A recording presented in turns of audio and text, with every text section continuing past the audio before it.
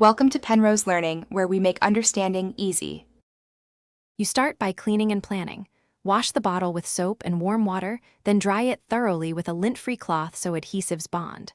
Once dry, use rubbing alcohol to remove oils. This step matters because oils cause lifting later. Lay out your stickers on the bottle and experiment with placement. Make small tape marks to orient each design. Doing this saves time and prevents repositioning. Now that you know where each sticker goes, you're ready to apply the first one carefully.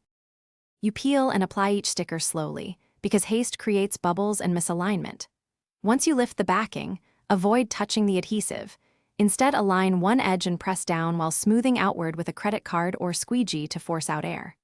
For curved areas, stretch the sticker gently and use short strokes to conform without creasing.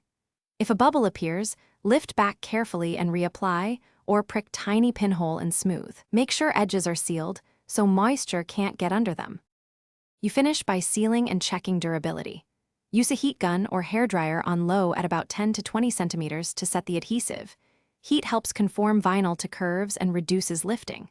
Once cool, apply a clear waterproof sealant spray if you need extra abrasion resistance.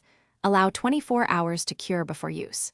If an edge peels later, lift gently, clean under with alcohol, and reapply adhesive or a small dab of waterproof glue. That troubleshooting step fixes most common.